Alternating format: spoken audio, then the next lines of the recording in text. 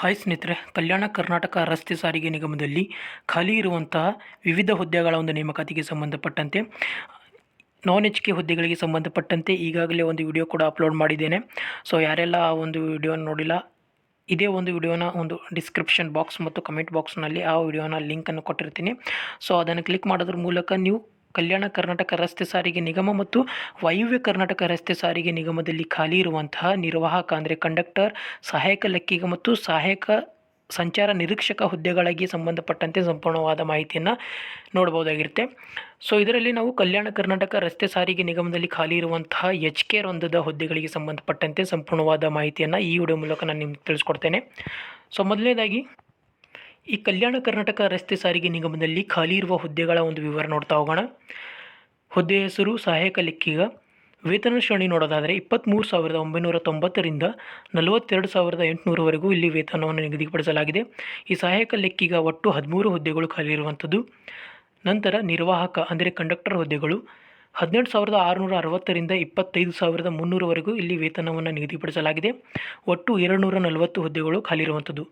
ನಾನ್ HK ವಿಭಾಗದಲ್ಲಿ ಒಟ್ಟು ನಿರ್ವಾಹಕ ಹುದ್ದೆಗಳು 60 ಮತ್ತು ಸಹಾಯಕ ಲೆಕ್ಕಿಗ 3 ಹುದ್ದೆಗಳು ಖಾಲಿ ಇರುವಂಥದ್ದು. ಅಂದರೆ ಒಟ್ಟು ಕಲ್ಯಾಣ ಕರ್ನಾಟಕ ರಸ್ತೆ ಸಾರಿಗೆಯಲ್ಲಿ 63 ಹುದ್ದೆಗಳು ಖಾಲಿ ಇರುವಂಥದ್ದು.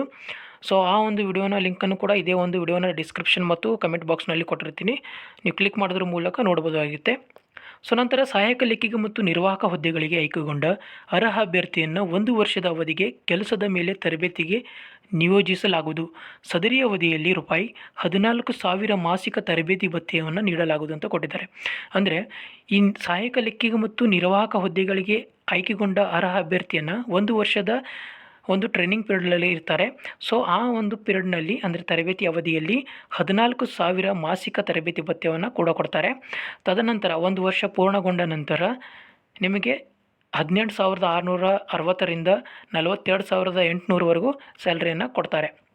ಸೊ ನಂತರ ಈ ಒಂದು ಕಲ್ಯಾಣ ಕರ್ನಾಟಕ ರಸ್ತೆ ಸಾರಿಗೆ ನಿಗಮದಲ್ಲಿ ಖಾಲಿ ಇರುವಂತಹ ಸಹಾಯಕ ಲೆಕ್ಕಿಗ ಮತ್ತು ನಿರ್ವಾಹಕ ಹುದ್ದೆಗಳ ಒಂದು ವಿದ್ಯಾರ್ಹತೆ ನೋಡೋದಾದರೆ, ಶೈಕ್ಷಣಿಕ ಅರ್ಹತೆಯನ್ನು ನೋಡೋದಾದರೆ ಮೊದಲಿಗೆ ನಿರ್ವಾಹಕ ಅಂದರೆ ಕಂಡಕ್ಟರ್ ಹುದ್ದೆಗೆ ನಿಗದಿಪಡಿಸಲಾದಂಥ ವಿದ್ಯಾರ್ಹತೆ ನೋಡೋದಾದರೆ ಕಲಾ, ವಾಣಿಜ್ಯ, ವಿಜ್ಞಾನದಲ್ಲಿ PUC ಪರೀಕ್ಷೆಯಲ್ಲಿ ಉತ್ತೀರ್ಣರಾಗಿರಬೇಕು ಅಥವಾ ತತ್ಸಮ ವಿದ್ಯಾರ್ಹತೆ ಅಂದರೆ ತಾಂತ್ರಿಕ ಶಿಕ್ಷಣ ಇಲಾಖೆಯಿಂದ 3 ವರ್ಷಗಳ ಡಿಪ್ಲೊಮಾದಲ್ಲಿ ಉತ್ತೀರ್ಣರಾಗಿರ್ತಕ್ಕದ್ದು ಅಂತ ಕೊಟ್ಟಿದ್ದಾರೆ.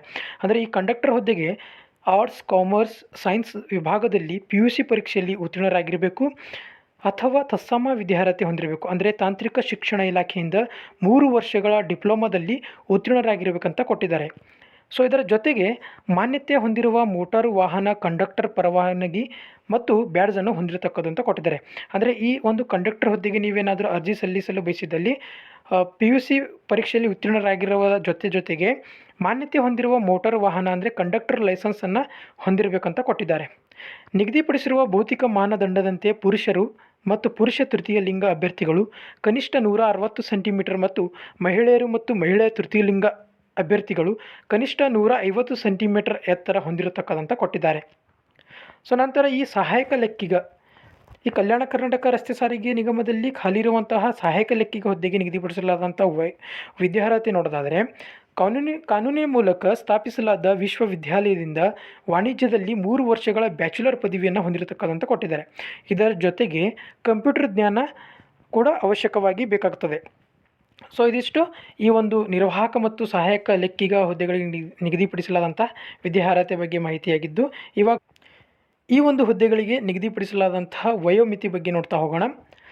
ಅರ್ಜಿಗಳನ್ನು ಸ್ವೀಕರಿಸಲು ನಿಗದಿಪಡಿಸಿದ ಕೊನೆಯ ದಿನಾಂಕದಂದು ಕನಿಷ್ಠ 18 ವರ್ಷಗಳು ತುಂಬಿರಬೇಕು ಹಾಗೂ ಈ ಕೆಳಕಂಡ ಗರಿಷ್ಠ ವಯೋಮಿತಿಯನ್ನು ಮೀರಿರಬಾರ್ದಂತ ಕೊಟ್ಟಿದ್ದಾರೆ. ಸೊ ಇಲ್ಲಿ ನೋಡಿ, ದಿನಾಂಕ 29/9/2025ರಲ್ಲಿ ನಿರ್ದೇಶಿಸಿರುವಂತೆ ಒಂದು ಬಾರಿಗೆ ಅನ್ವಯವಾಗುವಂತೆ ಗರಿಷ್ಠ ವಯೋಮಿತಿಯಲ್ಲಿ 3 ವರ್ಷಗಳ ಸಡಿಲಿಕೆಯನ್ನು ನೀಡಲಾಗಿದೆ. ಸಾಮಾನ್ಯ ಅರ್ಹತೆ ಅಭ್ಯರ್ಥಿಗಳಿಗೆ 38 ವರ್ಷಗಳ ಒಂದು ಗರಿಷ್ಠ ವಯೋಮಿತಿ, ಪ್ರವರ್ಗ 2A, 2B, 3A, 3B ಅಭ್ಯರ್ಥಿಗಳಿಗೆ 41 ವರ್ಷಗಳ ಒಂದು ಗರಿಷ್ಠ ವಯೋಮಿತಿ ಮತ್ತು ಪರಿಶಿಷ್ಟ ಜಾತಿ, ಪರಿಶಿಷ್ಟ ಪಂಗಡ ಪ್ರವರ್ಗ 1 ಅಭ್ಯರ್ಥಿಗಳಿಗೆ 43 ವರ್ಷಗಳ ಒಂದು ಗರಿಷ್ಠ ವಯೋಮಿತಿಯನ್ನು ಇಲ್ಲಿ ನಿಗದಿಪಡಿಸಲಾಗಿದೆ. ಸೊ ಈ ರೀತಿಯಾಗಿ ನಿಮ್ಮ ಒಂದು ಗರಿಷ್ಠ ವಯೋಮಿತಿಯನ್ನು ಇಲ್ಲಿ ನಿಗದಿಪಡಿಸಲಾಗಿದೆ. ಸೊ ತದನಂತರ ಈ ಹುದ್ದೆಗಳಿಗೆ ಅರ್ಜಿ ಸಲ್ಲಿಸುವ ವಿಧಾನ ನೋಡೋದಾದರೆ ಪ್ರಾಧಿಕಾರದ ವೆಬ್ಸೈಟ್ ಅಂದರೆ ಈ KEನ ಒಂದು ವೆಬ್ಸೈಟ್ನಲ್ಲಿ ತೋರಿಸಿರುವಂತಹ ಲಿಂಕನ್ನು ಆಯ್ಕೆ ಮಾಡೋದ್ರ ಮೂಲಕ ನೀವು ಅರ್ಜಿಗಳನ್ನು ಭರ್ತಿ ಮಾಡಬೇಕಾಗುತ್ತೆ. ಸೊ ನಂತರ ಈ ಆನ್ಲೈನ್ ಮೂಲಕ ಅರ್ಜಿ ಸಲ್ಲಿಸಲು ವೇಳಾಪಟ್ಟಿ ಅಂದರೆ ಪ್ರಮುಖವಾದ ದಿನಾಂಕಗಳ ಬಗ್ಗೆ ಇಲ್ಲಿ ಮಾಹಿತಿ ಕೊಟ್ಟಿದ್ದಾರೆ. ಮೊದಲನೇದಾಗಿ ಆನ್ಲೈನ್ ಮುಖಾಂತರ ಅರ್ಜಿ ಸಲ್ಲಿಸಲು ಪ್ರಾರಂಭದ ದಿನಾಂಕ 9 ಅಕ್ಟೋಬರ್ 2025ರಿಂದ ಆನ್ಲೈನ್ ಮುಖಾಂತರ ಅರ್ಜಿ ಸಲ್ಲಿಸಲು ಕೊನೆಯ ದಿನಾಂಕ 10 ನವೆಂಬರ್ 2025ರವರೆಗೂ ನೀವು ಅರ್ಜಿಯನ್ನು ಸಲ್ಲಿಸಬಹುದಾಗಿರುತ್ತೆ. ಶುಲ್ಕ ಪಾವತಿ ಮಾಡಲು ಕೊನೆಯ ದಿನಾಂಕ 11 ನವೆಂಬರ್ 2025ರ ಸಂಜೆ 4 ಗಂಟೆವರೆಗೂ ನಿಮಗೆ ಅರ್ಜಿ ಶುಲ್ಕವನ್ನು ಪಾವತಿಸಲು ಅವಕಾಶವನ್ನು ಇಲ್ಲಿ ಮಾಡಿಕೊಟ್ಟಿದ್ದಾರೆ. ಸ್ಪರ್ಧಾತ್ಮಕ ಪರೀಕ್ಷೆಯ ವೇಳಾಪಟ್ಟಿಯನ್ನು ನಂತರ ದಿನಗಳಲ್ಲಿ ಪ್ರಾಧಿಕಾರದ ವೆಬ್ಸೈಟ್ನಲ್ಲಿ ಪ್ರಕಟಿಸಲಾಗುವುದು ಅಂತ ಇಲ್ಲಿ ಕೊಟ್ಟಿದ್ದಾರೆ. ಸೊ ಇದಾದ ನಂತರ ಅರ್ಜಿ ಶುಲ್ಕ, ಈ ಒಂದು ಅರ್ಜಿ ಶುಲ್ಕದ ಬಗ್ಗೆ ಮಾಹಿತಿ ನೋಡೋದಾದರೆ, ಸಾಮಾನ್ಯ ಅರ್ಹತೆ ಮತ್ತು ಇತರ ಪ್ರವರ್ಗಗಳು ಅಂದರೆ ಪ್ರವರ್ಗ 2A, 2B, 3A, 3Bಗೆ ಸೇರಿದ ಅಭ್ಯರ್ಥಿಗಳಿಗೆ 750 ರೂಪಾಯಿ ಒಂದು ಅರ್ಜಿ ಶುಲ್ಕ ಇರುತ್ತೆ. ಪರಿಶಿಷ್ಟ ಜಾತಿ, ಪರಿಶಿಷ್ಟ ಪಂಗಡ, ಪ್ರವರ್ಗ 1, ಮಾಜಿ ಸೈನಿಕ ಮತ್ತು ತೃತೀಯ ಲಿಂಗ ಅಭ್ಯರ್ಥಿಗಳಿಗೆ 500 ರೂಪಾಯಿ ಒಂದು ಅರ್ಜಿ ಶುಲ್ಕವನ್ನು ಇಲ್ಲಿ ನಿಗದಿಪಡಿಸಲಾಗಿದೆ. ವಿಶೇಷ ಚೇತನ ಅಭ್ಯರ್ಥಿಗಳಿಗೆ 250 ರೂಪಾಯಿ ಒಂದು ಅರ್ಜಿ ಶುಲ್ಕವನ್ನು ನಿಗದಿಪಡಿಸಲಾಗಿದೆ. ಸೊ ಇಲ್ಲಿ ನೋಡಿ, ಕಲ್ಯಾಣ ಕರ್ನಾಟಕ ರಸ್ತೆ ಸಾರಿಗೆ ನಿಗಮದ ನಿರ್ವಾಹಕ ಹುದ್ದೆಗಳಿಗೆ ವಿಶೇಷ ಚೇತನ ಅಭ್ಯರ್ಥಿಗಳು ಅರ್ಜಿ ಸಲ್ಲಿಸಲು ಅರ್ಹರಿರುವುದಿಲ್ಲ ಅಂತ ಕೊಟ್ಟಿದ್ದಾರೆ. ಅಂದರೆ ಈ ವಿಶೇಷ ಚೇತನ ಅಭ್ಯರ್ಥಿಗಳು ಕಲ್ಯಾಣ ಕರ್ನಾಟಕ ರಸ್ತೆ ಸಾರಿಗೆ ನಿಗಮದ ಕಂಡಕ್ಟರ್ ಹುದ್ದೆಗಳಿಗೆ ಅರ್ಜಿ ಸಲ್ಲಿಸಲು ನೀವು ಅರ್ಹರಿರುವುದಿಲ್ಲ ಅಂತ ಕೊಟ್ಟಿದ್ದಾರೆ. ತದನಂತರ ಈ ಸ್ಪರ್ಧಾತ್ಮಕ ಪರೀಕ್ಷೆ ವಿಧಾನ ನೋಡೋದಾದರೆ, ಮೇಲ್ಕಂಡ ಹುದ್ದೆಗಳಿಗೆ ಸ್ಪರ್ಧಾತ್ಮಕ ಪರೀಕ್ಷೆಯನ್ನು ಆಫ್ಲೈನ್ OMR ಮಾದರಿಯಲ್ಲಿ ನಡೆಸಲಾಗುವುದು. ಇಲ್ಲಿ ನೋಡಿ, ಸ್ಪರ್ಧಾತ್ಮಕ ಪರೀಕ್ಷೆಗಳನ್ನು ಯಾವ ಒಂದು ಪರೀಕ್ಷಾ ಕೇಂದ್ರಗಳಲ್ಲಿ ನಡೆಸಲಾಗ್ತದೆ ಅಂತ ನೋಡೋದಾದರೆ, ಮೊದಲಿಗೆ ಬೆಂಗಳೂರು, ಮೈಸೂರು, ದಾವಣಗೆರೆ, ದಕ್ಷಿಣ ಕನ್ನಡ, ಶಿವಮೊಗ್ಗ, ಬೆಳಗಾವಿ, ಧಾರವಾಡ, ಬಳ್ಳಾರಿ, ಕೊಪ್ಪಳ, ವಿಜಯಪುರ, ತುಮಕೂರು ಮತ್ತು ಕಲಬುರಗಿ ಕೇಂದ್ರಗಳಲ್ಲಿ ಈ ಒಂದು ಸ್ಪರ್ಧಾತ್ಮಕ ಪರೀಕ್ಷೆಯನ್ನು ನಡೆಸಲಾಗುವುದು ಅಂತ ಕೊಟ್ಟಿದ್ದಾರೆ. ಇಲ್ಲಿ ಕಡ್ಡಾಯ ಕನ್ನಡ ಭಾಷಾ ಪರೀಕ್ಷೆ ಅಂತ ಕೊಟ್ಟಿದ್ದಾರೆ. ಇಲ್ಲಿ ನೋಡಿರಿ, ಕಲ್ಯಾಣ ಕರ್ನಾಟಕ ರಸ್ತೆ ಸಾರಿಗೆ ನಿಗಮದ ಹುದ್ದೆಗಳಿಗೆ ಮಾತ್ರ ಅರ್ಜಿ ಸಲ್ಲಿಸಿದ ಅಭ್ಯರ್ಥಿಗಳು ಕಡ್ಡಾಯ ಕನ್ನಡ ಪರೀಕ್ಷೆಗೆ ಹಾಜರಾಗುವಂತಿಲ್ಲ ಅಂತ ಕೊಟ್ಟಿದ್ದಾರೆ. ಅಂದರೆ ಇಲ್ಲಿ ನಿಮ್ಗೆ ಸಪ್ರೇಟಾಗಿ ಒಂದು ಸೂಚನೆಯನ್ನು ಕೂಡ ಕೊಟ್ಟಿದ್ದಾರೆ. ಕಲ್ಯಾಣ ಕರ್ನಾಟಕ ರಸ್ತೆ ಸಾರಿಗೆ ನಿಗಮದ ಸಂಬಂಧಿಸಿದಂತಹ ಒಂದು ಸೂಚನೆ ನೋಡಿ. ಇಲ್ಲಿ ಕನ್ನಡ ಭಾಷಾ ಜ್ಞಾನ, SSLC ಅಥವಾ ತತ್ಸಮ ವಿದ್ಯಾರ್ಹತೆಯಲ್ಲಿ ಕನ್ನಡ ಭಾಷೆಯನ್ನು ಪ್ರಥಮ ಅಥವಾ ದ್ವಿತೀಯ ಭಾಷೆಯನ್ನಾಗಿ ವ್ಯಾಸಂಗ ಮಾಡಿದ್ದಲ್ಲಿ ಮಾತ್ರ ಅಭ್ಯರ್ಥಿಗಳು ನೇಮಕಾತಿಗೆ ಅರ್ಹರಾಗುತ್ತಾರೆ. ಅಂದರೆ ನೀವು SSLC ಅಥವಾ ತತ್ಸಮ ವಿದ್ಯಾರ್ಹತೆಯಲ್ಲಿ ಕನ್ನಡ ಭಾಷೆಯನ್ನು ಪ್ರಥಮ ಅಥವಾ ದ್ವಿತೀಯ ಭಾಷೆಯನ್ನಾಗಿ ಏನಾದರೂ ನೀವು ಅಭ್ಯಾಸ ಮಾಡಿದಲ್ಲಿ ನೀವು ಆವಾಗ ಮಾತ್ರ ಈ ಒಂದು ಹುದ್ದೆಗೆ ಅರ್ಜಿ ಸಲ್ಲಿಸಲು ನೀವು ಅರ್ಹರಿರ್ತೀರಿ. ಒಂದು ವೇಳೆ ನೀವು ಅಭ್ಯಾಸ ಮಾಡಿಲ್ಲ ಅಂತಂದರೆ ಸಂಸ್ಥೆಯು ನಡೆಸುವ ಕನ್ನಡ ಭಾಷಾ ಪರೀಕ್ಷೆಯಲ್ಲಿ ಒಂದೇ ಅವಕಾಶದಲ್ಲಿ ಆಗಬೇಕಂತ ಕೊಟ್ಟಿದ್ದಾರೆ.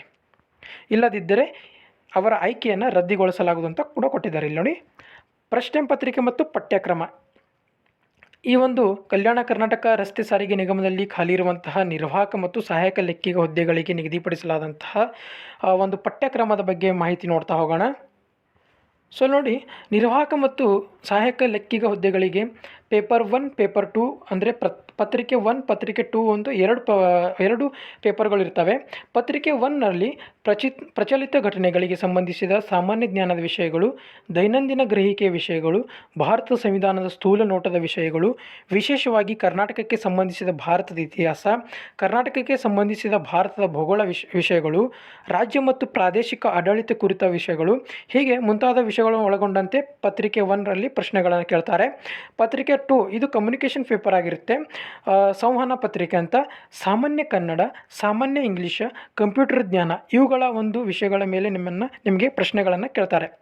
ಸೊ ಪತ್ರಿಕೆ 1 ಕೂಡ 100 ಅಂಕಗಳ ಒಂದು ಪ್ರಶ್ನೆ ಪತ್ರಿಕೆ ಇರುತ್ತೆ. ಪತ್ರಿಕೆ 2 ಕೂಡ ಅಂದರೆ ಪೇಪರ್ 2 ಕೂಡ 100 ಅಂಕಗಳ ಒಂದು ಪತ್ರಿಕೆ ಇರುತ್ತೆ. ತಲಾ 2 ಗಂಟೆಗಳ ಒಂದು ಕಾಲಾವಕಾಶನ ಇಲ್ಲಿ ಕೊಟ್ಟಿದ್ದಾರೆ. ಇಲ್ಲಿ ಕಲ್ಯಾಣ ಕರ್ನಾಟಕ ರಸ್ತೆ ಸಾರಿಗೆ ನಿಗಮಗಳಲ್ಲಿನ ಹುದ್ದೆಗಳಿಗೆ ಸ್ಪರ್ಧಾತ್ಮಕ ಪರೀಕ್ಷೆಯಲ್ಲಿನ ಒಟ್ಟು ಅಂಕಗಳಲ್ಲಿ ಕನಿಷ್ಠ 30% ಅಂಕಗಳನ್ನು ಗಳಿಸುವುದು ಕಡ್ಡಾಯವಾಗಿರುತ್ತದೆ. ಕನಿಷ್ಠ ಅಂಕಗಳನ್ನು ಗಳಿಸದ ಅಭ್ಯರ್ಥಿಯು ಆಯ್ಕೆ ಪ್ರಕ್ರಿಯೆಗೆ ಅನರ್ಹರಾಗುತ್ತಾರೆ ಅಂತ ಕೊಟ್ಟಿದ್ದಾರೆ. ಸೊ ಈ ಒಂದು ಸ್ಪರ್ಧಾತ್ಮಕ ಪರೀಕ್ಷೆಯಲ್ಲಿ ಋಣಾತ್ಮಕ ಮೌಲ್ಯಮಾಪನ ಕೂಡ ಇರುತ್ತೆ. ಸ್ಪರ್ಧಾತ್ಮಕ ಪರೀಕ್ಷೆಯನ್ನು ಪ್ರಶ್ನೆ ಪತ್ರಿಕೆಯಲ್ಲಿನ ಪ್ರತಿಯೊಂದು ಪ್ರಶ್ನೆಗೂ 4 ಪರ್ಯಾಯ ಉತ್ತರಗಳಿದ್ದು ಅಭ್ಯರ್ಥಿಯು ಯಾವುದಾದರೂ ಒಂದು ಸರಿ ಉತ್ತರವನ್ನು ಮಾತ್ರ ಆಯ್ಕೆ ಮಾಡತಕ್ಕದ್ದು. ಪ್ರತಿ ತಪ್ಪು ಉತ್ತರಕ್ಕೆ 4ನೇ ಒಂದಂಶದಷ್ಟು ಅಂಕಗಳನ್ನು ಕಳೆಯಲಾಗುತ್ತದೆ. ಸೊ ಇದಿಷ್ಟು ಕಲ್ಯಾಣ ಕರ್ನಾಟಕ ರಸ್ತೆ ಸಾರಿಗೆ ನಿಗಮದಲ್ಲಿ ಖಾಲಿ ಇರುವಂತಹ ಅಂದರೆ ಕಲ್ಯಾಣ ಕರ್ನಾಟಕ HK ವೃಂದದಲ್ಲಿ ಖಾಲಿ ಇರುವಂತಹ ಸಹಾಯಕ ಲೆಕ್ಕಿಗ ನಿರ್ವಾಹಕ ಹುದ್ದೆಗಳು ಅಂದರೆ ಕಂಡಕ್ಟರ್ ಹುದ್ದೆಗಳಿಗೆ ಸಂಬಂಧಪಟ್ಟಂತೆ ಸಂಪೂರ್ಣವಾದ ಮಾಹಿತಿಯಾಗಿದ್ದು, ಈ ವಿಡಿಯೋ ನಿಮಗೇನಾದರೂ ಇಷ್ಟವಾದಲ್ಲಿ ದಯವಿಟ್ಟು ಲೈಕ್ ಮಾಡಿ, ಶೇರ್ ಮಾಡಿ ಮತ್ತು ಸಬ್ಸ್ಕ್ರೈಬ್ ಮಾಡ್ಕೊಳ್ಳಿ ಅಂತ ಹೇಳ್ತಾ ಈ ವಿಡಿಯೋನ ಇಲ್ಲಿಗೆ ಎಂಡ್ ಮಾಡ್ತಾ ಇದ್ದೀನಿ. ಸೊ ಧನ್ಯವಾದಗಳು.